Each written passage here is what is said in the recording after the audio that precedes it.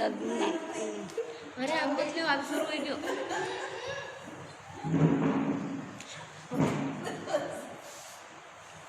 नमो अरिहंताय नमो सिद्धाय नमो आर्याय नमो वज्राय नमो लोये सव सावनं एसो पंचनमस्कार सव पावपणाष्टो मंगलानंच सर्वे सिंपडमं हवै मंगलम् उव सकहरं पासं वन्दामि गमगणमुखं विसर विसन्निन्नासं मंगलकलानामासं विसर पुल्लिंगवन्तं कंठे धारे जोसामो तस् गरुगमारे वृद्धजराजन्तिवसामं चिठ्ठं गुरेवन्तो दुजपणामो विभोपल होय नर्ते श्रीजीवा पावन्ते न दुःखदो अगम तुहा समते नते चिंतामणि कप्प पाय भय पावन्ते विभेन जीवाय रामरंठाण ये संतो माय सर्वति भर निग्रहेण तादेव दिजबोहिं भवे भवे पास जन चंद तादेव दिजबोहिं भवे भवे पास जन चंद तुभ्यं नमः सकल विघ्न विदारकाय तुभ्यं नमः सकल सौख्य प्रदायकाय तुभ्यं नमः पतित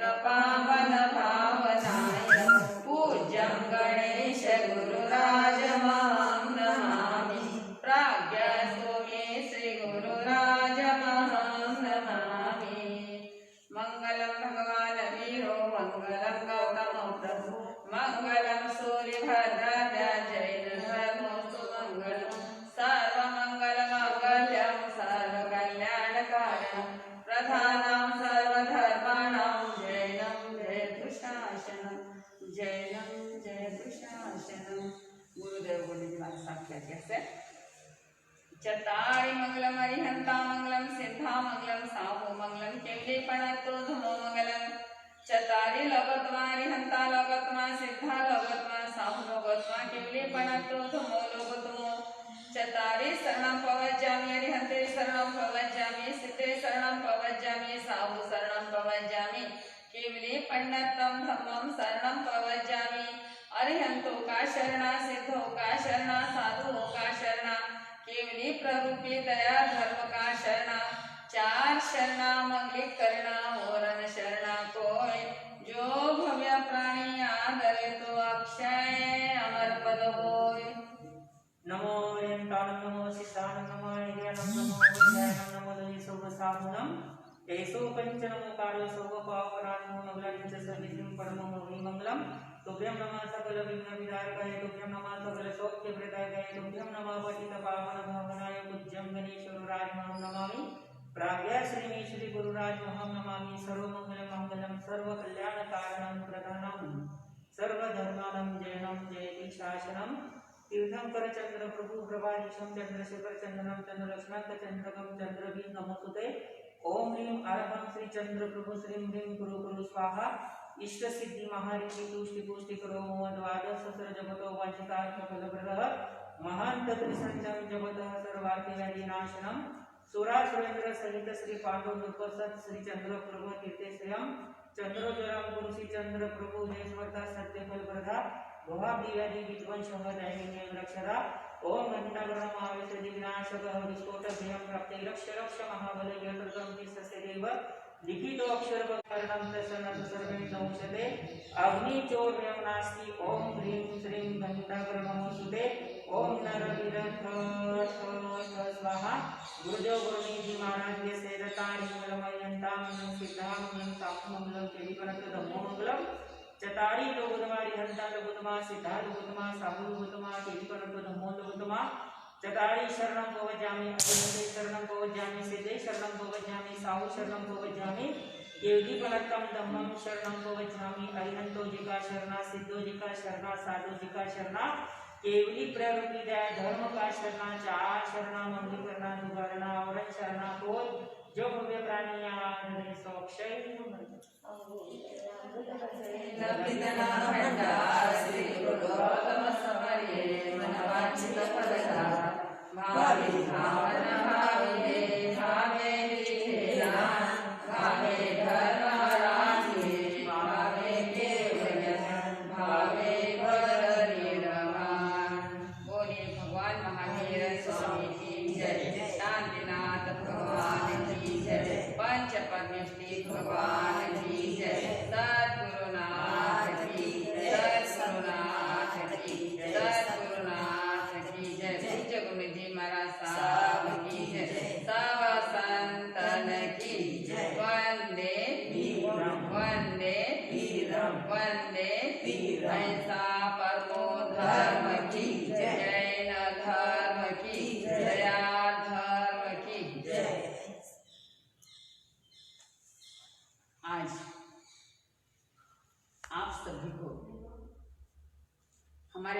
तपस्वी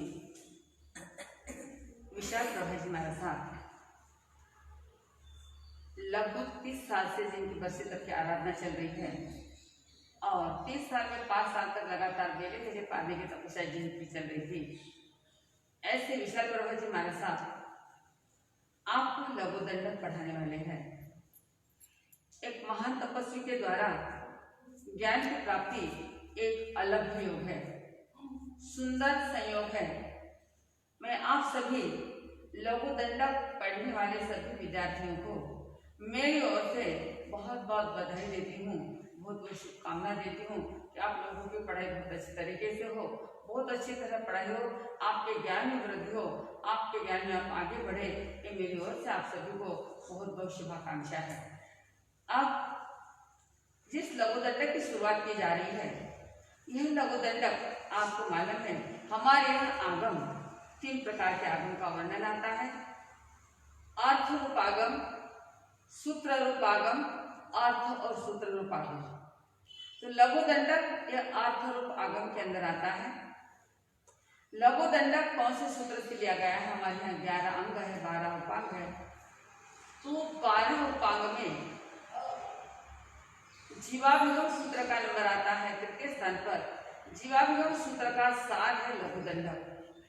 लघु दंडक यानी पूर्ण जीवाभिगम सूत्र का सार जीवाभिगम सूत्र से लिया गया है। जीव की परिभाषा समझने के लिए, जीवों का ज्ञान होने के लिए, जीव किस प्रकार कष्ट पाता है, जीव कहाँ जाता है, कैसे जाता है, इन सभी का विवरण समझने के लिए लघु दंडक का वर्णन जानना बहुत जरूरी है। और वैसे भी हमें मोक्ष मार्ग में प्रयाण करने के लिए सबसे पहले आवश्यक है ज्ञान की प्राप्ति। परमात्मा भगवान महावीर ने कहा, पढ़वम नानम तवोदया, बिना ज्ञान के हम संयम के अंदर प्रवृत्ति नहीं कर सकते, बिना ज्ञान के हम लोग आगे बढ़ नहीं सकते।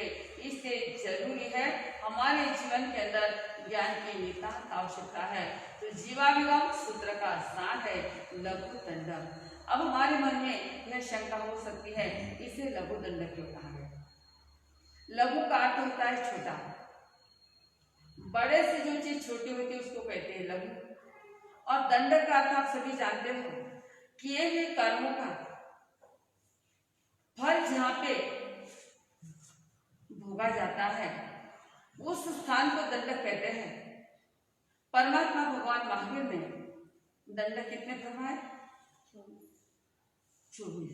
हमारे यहाँ अपने शास्त्र ज्ञान के चाबी रूप में 25 बोध का वर्णन आता है। शास्त्र ज्ञान में प्रवेश करने के लिए, आगम ज्ञान में प्रवेश करने के लिए, आगम ज्ञान का ताला खोलने के लिए सबसे पहले चाबी है 25 बोल। और उस 25 बोल के अंदर दंडक का बोल कौन सा आता है? 16 बोल आता है दंडक का। दंडक 24 है। इन 24 स्थानों पर जाकर जीव अपने किए हुए कर्मों का फल प्राप्त करती है, इसलिए से कहा गया है लघु दंडक। तो लघु दंडक का वर्णन आपको हमारे विशाल प्रभा जी महाराज साहब जो लघु दंडक के मास्टर है बहुत अच्छी तरह पढ़ाते हैं।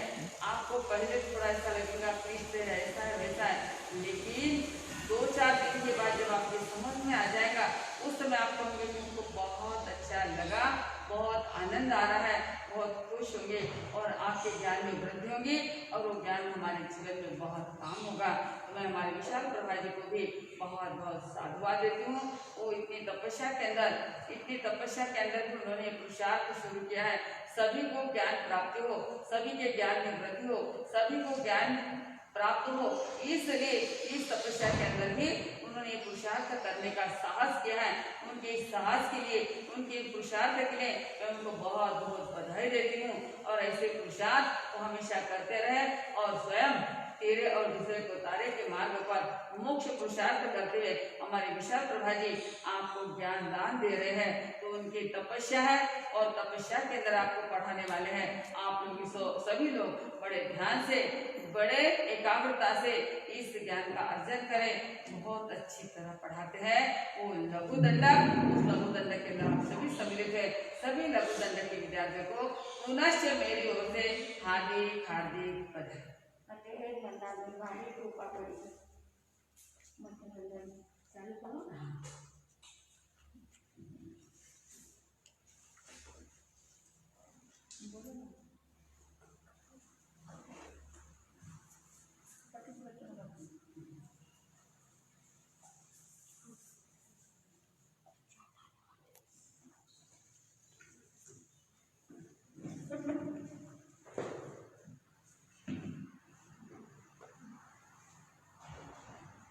वैसे तो आप लोगों ने सभी ने लघु दंडक के नियम तो पढ़ ही लिए होंगे। ग्रुप पे लघु दंडक के नियम भेजी थी मैंने। और आपको एक ही रिक्वेस्ट है कि जब भी मैं पढ़ाऊंगी आप कृपया करके लिखे नहीं, खाली मैं पढ़ाती हूँ उतना देखे और ब्लैक बोर्ड के तरफ देखे। अभी तक हमने क्या किया है, चोपड़ी में से लिखते गए। अभी ऐसा नहीं करना है, हमको पहले खोपड़ी में उतारना है और फिर खोपड़ी में से मन से हमको लघु दंडक डायरी में लिखना है। बस आप पेशेंस रखे, धैर्य रखे। 4-5 दिन आपको बिल्कुल समझ में नहीं आएगा, लेकिन जब 6वां-7वां दिन आएगा तो आपको इंटरेस्ट आने लगेगा। और पहली बात यह है कि अपने ग्रुप में 8 साल के बच्चे से लगा के तो 75 साल तक के लोग हैं, तो जो बहुत होशियार है उनको इरिटेट होगा, लेकिन मुझे बच्चे के हिसाब से और वृद्धा के हिसाब से देखते हुए आपको भी उनके हिसाब से ही चलना है और आशा है कि आप वही हिसाब से चलोगे। अब हम लघु दंडक स्टार्ट करते हैं। लघु दंडक पहले जीव किसे कहते हैं? जीव यानी क्या? जीव किसे कहते हैं? जो चैतन्य लक्षण, चैतन्य लक्षण यानी चैतन्य यानी ज्ञान, जो ज्ञान को प्राप्त होता है। कितना भी ज्ञानावर्ण्य कर्म का उदय रहो, लेकिन जीव को ज्ञान होता ही है। यदि जीव को ज्ञान नहीं हुआ, मिथ्यात्व से मिथ्यात्व भी है तो भी उसको ज्ञान होगा। ज्ञान है इसीलिए वो जीव है। यदि ज्ञान नहीं रहा तो वो अजीव के श्रेणी में आ जाएगा। मिथ्यात्व है तो भी उसको ज्ञान है। तो चैतन्य यानी ज्ञान। कितना भी बादल आ जाए सूरज के ऊपर, लेकिन सूर्य का प्रकाश पूरा अंधकार में परिवर्तित नहीं होता। इसी प्रकार ज्ञानावर्ण्य कर्म कितने भी आवरण आ जाए, लेकिन ज्ञान का जो गुण है आत्मा का, वो ज्ञानावर्ण्य कर्म भी छिपा नहीं सकता। तो वो है चैतन्य लक्षण। चैतन्य बोलते हैं ज्ञान को, जिसका लक्षण ज्ञान है, वो है जीव। फिर है सदा उपयोगी। 12 उपयोग है, उसमें एक भी उपयोग है, 2 भी है, 3 भी, जो भी उपयोग है, वो उपयोग सहित जो आत्मा है वो है जीव। असंख्यात प्रदेशी, जिसके प्रदेश असंख्यात है वो जीव। फिर सुख दुख का वेदक हो, सुख दुख का बोधक हो और अरूपी हो। पहली व्याख्या है, 4-4, 5-5 पॉइंट है, 3-4 प्रकार से व्याख्या दी हुई है। पहली व्याख्या है, जो जीव चैतन्य लक्षण, सदा सउपयोगी, असंख्यात प्रदेशी, सुख दुख का वेदक, बोधक। 5 पॉइंट याद रखना है। वापस, जो चैतन्य लक्षण है, सदा सउपयोगी है, असंख्यात प्रदेशी है, सुख दुख का बोधक है, सुख दुख का वेदक है और अरूपी है। वापस, जो चैतन्य लक्षण युक्त है, असंख्यात प्रदेशी, उपयोग सहित है, असंख्यात प्रदेशी है, सुख दुख का बोधक है और अरूपी है, उसे कहते हैं जीव। अब आपकी व्याख्या पाठ हो गई होगी। एक लाइक कर। अब नेक्स्ट दूसरी व्याख्या, यानी छोटे विद्यार्थी हैं तो उनको जो व्याख्या सुटेबल होती है वो याद करें। बड़े हैं तो वो बड़े के हिसाब से, जिसका जितना ग्रास्पिंग पावर होगा वो हिसाब से वो व्याख्या याद करें। पहली व्याख्या वापस से बोलती हूँ मैं। चैतन्य लक्षण, सदा सउपयोगी, असंख्यात प्रदेशी और सुख दुख का बोधक अरूपी हो उसे कहते हैं जीव। अब दूसरी व्याख्या, जो द्रव्य प्राण और भाव प्राण को धारण करते हैं उसे कहते हैं जीव। बच्चों के लिए ये व्याख्या अच्छी है। बच्चे लोग आप ये पाठ करोगे, जो द्रव्य प्राण और भाव प्राण को धारण करते हैं उसे कहते हैं जीव। द्रव्य प्राण और भाव प्राण किसे कहते हैं, वो जब हमारा लघुदंडक में प्राण द्वार चलेगा वहां पे उसका विश्लेषण दिया जाएगा। अब तीसरी व्याख्या है, जिसमें ज्ञान शक्ति हो, ज्ञान युक्त आत्मा हो, पुण्य पाप करता हो, पुण्य पाप का भोक्ता हो, भूत भविष्य वर्तमान तीनों काल में जो शाश्वत हो, अमर हो, निराकार हो, निरंजन हो, अरूपी हो उसे कहते हैं जीव। वापस चैतन्य लक्षण यानी ज्ञान शक्ति से युक्त हो, सुख दुख का जानता हो, पाप कर्म करता हो, पाप पुण्य करता हो, पाप पुण्य भोगता हो, भूत भविष्य वर्तमान तीनों काल में जो शाश्वत हो, नष्ट न हो, जिसका विनाश न हो, जो अमर हो, निराकार हो, निरंजन हो, अरूपी हो उसे कहते हैं जीव। अब जीव के कितने भेद हैं? जीव के जगन्य 14 भेद है और उत्कृष्ट 563 भेद है। 25 बोल में 14वां बोल आता है, छोटी नवतत्व के 115 भेद, छोटी नवतत्व के 115 भेद। अब छोटी नवतत्व में आते हैं जीव तत्व के 14 भेद, यानी और जीव तत्व के 14 भेद है, वो हम यहाँ पे देखेंगे ब्लैक बोर्ड पे। जीव तत्व के 14 भेद, छोटी नवतत्व है उसमें से जीव तत्व के 14 भेद। पेन दे दो कमरा।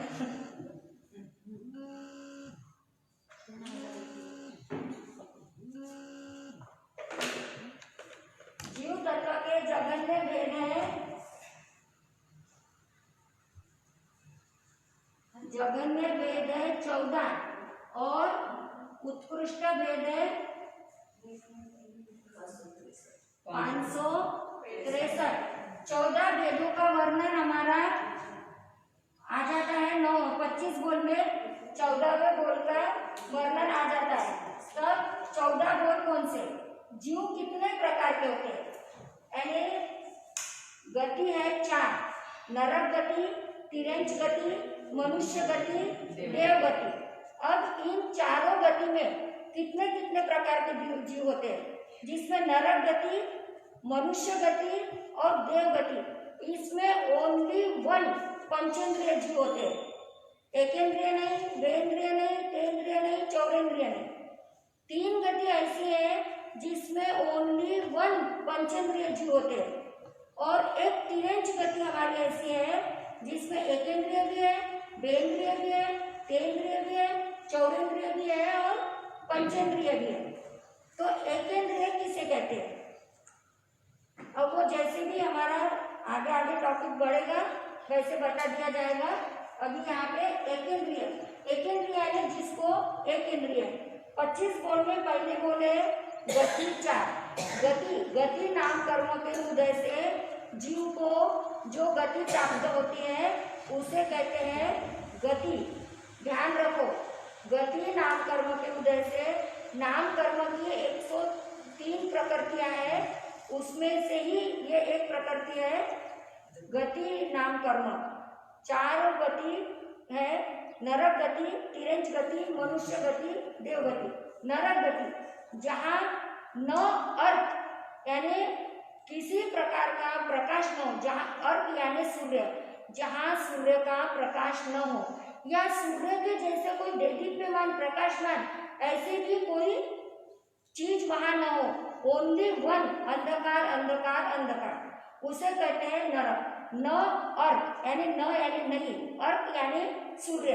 तो जहाँ पे सूर्य का प्रकाश न हो उसे कहते हैं नरक। बच्चों के लिए ये व्याख्या याद रखना है, न प्लस अर्क इज इक्वल टू नरक, जहाँ न सूर्य का प्रकाश न हो, केवल अंधकार ही अंधकार हो, उसे कहते हैं नरक। अब तिरंज, तिरंज है तो जो जीव, बच्चों के हिसाब से जो जीव तिरछे तिरछे चलते हो, देखो आप तिरंज चलते चलते टेढ़े मेढ़े हो जाते हैं, चलते चलते वो सीधी लाइन से नहीं चल पाते, तो वो है तिरंज। मनुष्य बच्चों के हिसाब से मनन करने योग्य जिसको शक्ति है वो है मनुष्य। अब है देवगति, देवगति जो देता ही देता है वो है देवगति।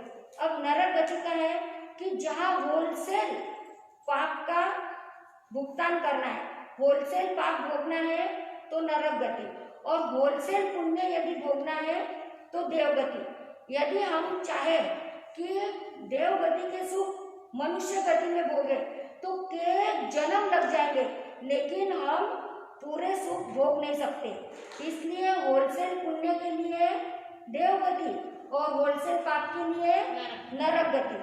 तो नरक गति किसे कहते हैं? न अर्क, जहाँ पे सूर्य का प्रकाश न हो या सूर्य के जैसे कोई भी चमकीली चीजों का प्रकाश न हो, उसे कहते हैं नरक। तिरंज गति, जिस गति के जीव टेढ़े तिरछे तिरछे चलते हैं वो तिरंज गति। मनुष्य गति मनन करने की शक्ति है, चिंतन करने की शक्ति है, वो मनुष्य गति। देवगति जो देता ही देता है वो देवगति। तो 25 बोल जिसका याद नहीं है वो याद कर ले। पहले बोल है 25 का पहले बोले गति 4, नरक गति, तिरंज गति, मनुष्य गति, देवगति। अब दूसरे बोले जाति नाम कर्म के उदय से जीव को जो जाति प्राप्त होती है उसे कहते हैं जाति। जाति 5 है, एकेंद्रिय, देहेंद्रिय, तेन्द्रिय, चौरेंद्रिय, पंचेंद्रिय। एक इंद्रिय जिसको है वो एकेंद्रिय, 2 इंद्रिय वाले देहेंद्रिय, 3 इंद्रिय वाले तेन्द्रिय, 4 इंद्रिय वाले चौरेंद्रिय, 5 इंद्रिय वाले पंचेंद्रिय। और चौथे बोले इंद्रिय 5 इंद्रिय कौन सी है? श्रोतेंद्रिय। देखो हम जब इंद्रिय करते ऊपर से लेना है नीचे तक, और एक इंद्रिय वगैरह लेते हैं तो स्पर्शेंद्रिय से ऊपर तक लेना है। तो श्रोतेंद्रिय 5 इंद्रिय कौन सी है? श्रोतेंद्रिय, चक्षुंद्रिय, घ्राणेन्द्रिय, रसनेन्द्रिय और स्पर्शेंद्रिय, ये 5 इंद्रिय है। तो एकेंद्रिय जो जीव है उनको कितनी इंद्रिया होगी? एक। कौन सी होगी? श्रोतेंद्रिय नहीं होगी, उनको इंद्रिया होगी स्पर्शेंद्रिय। इधर बोलते समय में जब इंद्रियों का बोलते हैं तब हम बोलेंगे श्रोतेंद्रिय, चक्षुंद्रिय, घ्राणेन्द्रिय, रसेंद्रिय और स्पर्शेंद्रिय। और जब इंद्रियों के साथ में उनको लेना है जाति के साथ में, तो पहले शरीर लेना है स्पर्शेंद्रिय। एक इंद्रिय में एक इंद्रिय है वो है स्पर्शेंद्रिय। फिर देहेंद्रिय, देहेंद्रिय में 2 इंद्रिय, कौन सी? स्पर्शेंद्रिय। स्पर्शेंद्रिय के बाद में आता है मुख यानी रसनेन्द्रिय। फिर तेन्द्रिय में स्पर्शेंद्रिय, रसनेन्द्रिय और घ्राणेन्द्रिय। चौरेंद्रिय में स्पर्शेंद्रिय, रसनेन्द्रिय, घ्राणेन्द्रिय और चक्षुंद्रिय। पंचेंद्रिय में स्पर्शेंद्रिय, घ्राणेन्द्रिय, स्पर्शेंद्रिय, रसनेन्द्रिय, घ्राणेन्द्रिय, चक्षुंद्रिय और श्रोतेंद्रिय। ये 5 जाति है। अब एकेंद्रिय, एकेंद्रिय ब्लैक बोर्ड पे दिख रहा है या नहीं दिख रहा मुझे नहीं पता। एकेंद्रिय, एकेंद्रिय जीव 2 प्रकार के हैं। ये है सूक्ष्म एकेंद्रिय और बादर एकेंद्रिय।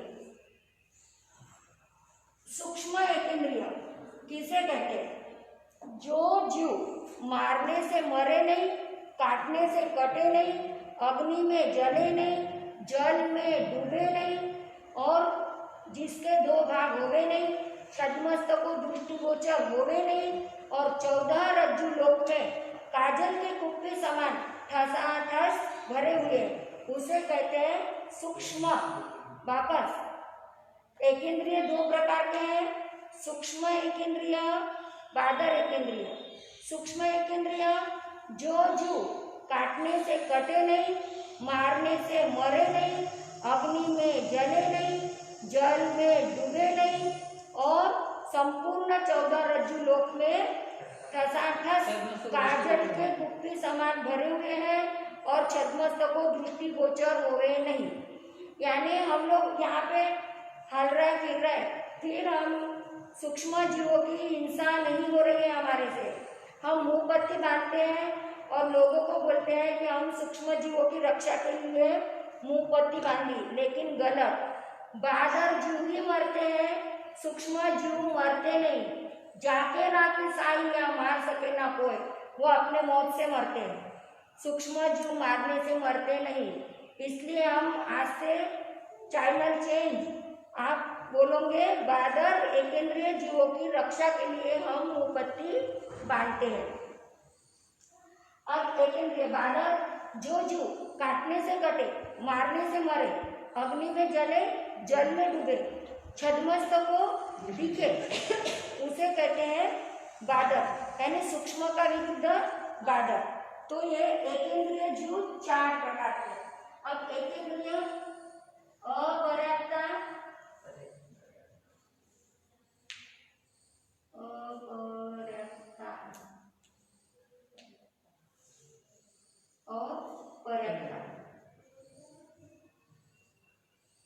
अपर्याप्ता यानी क्या? अपर्याप्ता यानी अधूरा, बच्चों के हिसाब से जो अभी पूरा नहीं हुआ। जिस जिस जाति के जीव को जितनी जितनी पर्याप्तियां होना चाहिए उतनी पर्याप्तियां उसे परिपूर्ण पर्याप्तियां नहीं मिली, तब तक वो जीव अपर्याप्ता, और जब उसे पूरी पर्याप्तियां मिल गई तब वो हो गया पर्याप्ता। अपर्याप्ता यानी बच्चों के लिए अधूरा, अभी पूरा नहीं हुआ, और पर्याप्ता यानी पूरा। अब पर्याप्ति कितनी है? 5वें बोले पर्याप्ति 6, 25 बोल का 5वां बोल। पहले बोले गति 4, नरक, तिर्यंच, मनुष्य, देव। दूसरे बोले जाति 5, एकेंद्रिय, द्विन्द्रिय, तेन्द्रिय, चौरेन्द्रिय, पंचेन्द्रिय। तीसरे बोले पृथ्वी काय, चौथे बोले इंद्रिय 5, शोधेन्द्रिय। हाँ, अब 5वें बोले पर्याप्ति 6, आहार पर्याप्ति, शरीर पर्याप्ति, इंद्रिय पर्याप्ति, श्वासोश्वास पर्याप्ति, भाषा पर्याप्ति और मन पर्याप्ति। सबसे पहले आहार पर्याप्ति क्यों?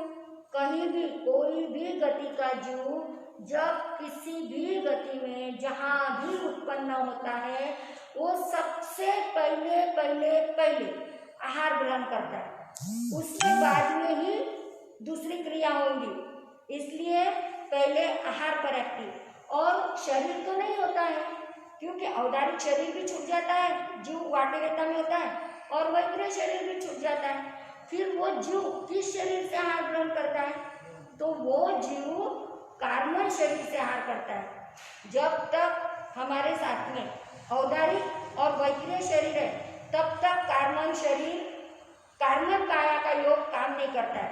मानक है वो, हमारे औदारिक शरीर को, इतने बड़े शरीर को, वैक्रिय शरीर को चलाने वाला मालिक है, और नौकर है तो मालिक काम करते हैं क्या? नहीं।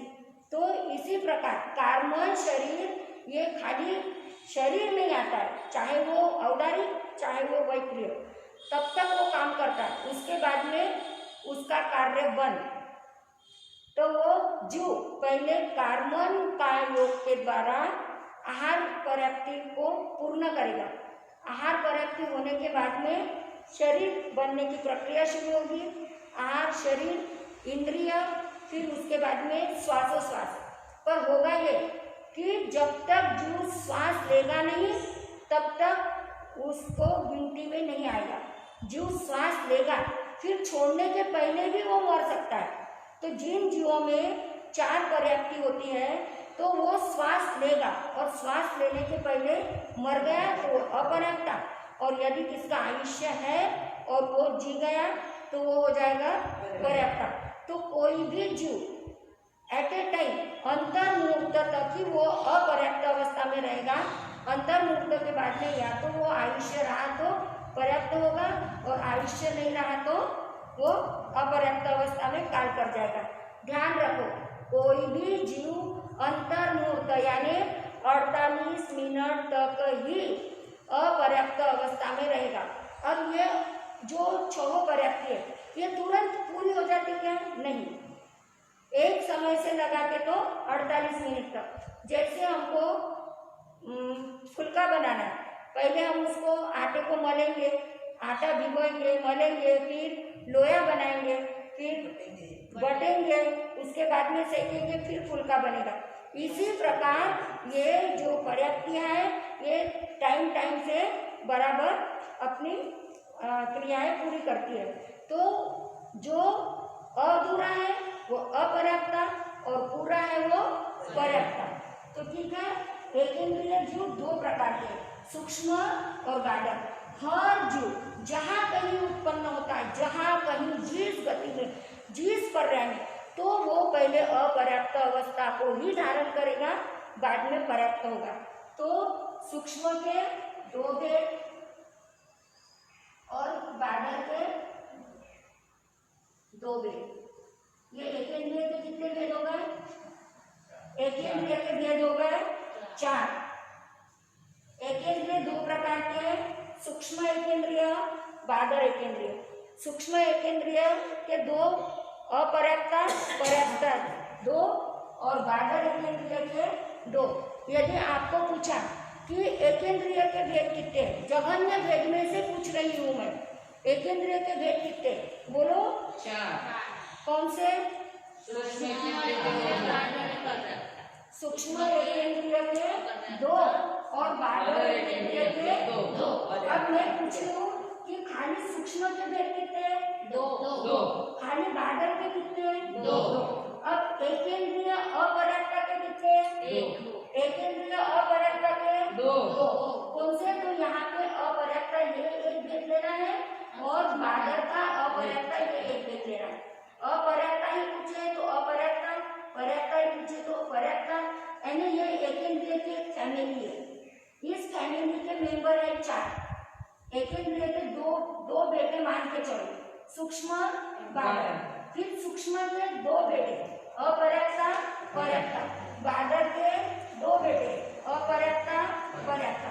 तो यानी ये पूरे एकेंद्रिय की फैमिली कितनी हो गई? 4। 14 में से 4 का टेंशन गया। अब बेइंद्रिय दूसरी जाति है, बेइंद्रिय अपर्याप्ता पर्याप्ता, फिर तेइंद्रिय अपर्याप्ता पर्याप्ता, चौरेंद्रिय। अब चौरेंद्रिय अपर्याप्ता पर्याप्ता। तो बेइंद्रिय एकेंद्रिय के हो गए 4 भेद,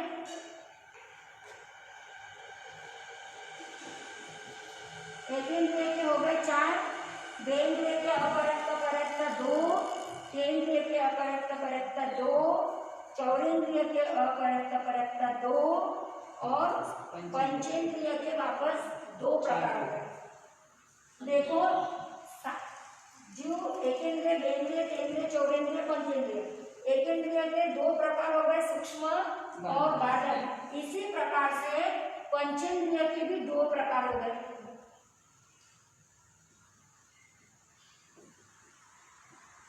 पंचेंद्रिय 2 प्रकार के बोलते हैं, असन्नी और सन्नी। असन्नी किसे कहते हैं? जो बिना माता पिता के सहयोग से अपने आप उत्पन्न होते हैं और जिसे मौन नहीं होता है वो है असन्नी। और सन्नी किसे कहते हैं?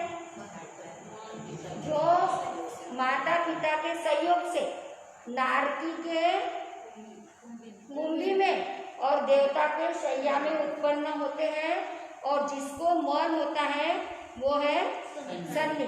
तो पंचेंद्रिय 2 प्रकार के, एकेंद्रिय जैसे 2 प्रकार के हैं वैसे पंचेंद्रिय भी 2 प्रकार के। असन्नी सन्नी, फिर असन्नी के अपरकता और परकता, सन्नी के अपरकता और परकता। ऐसे परकता के कितने भेद हो गए?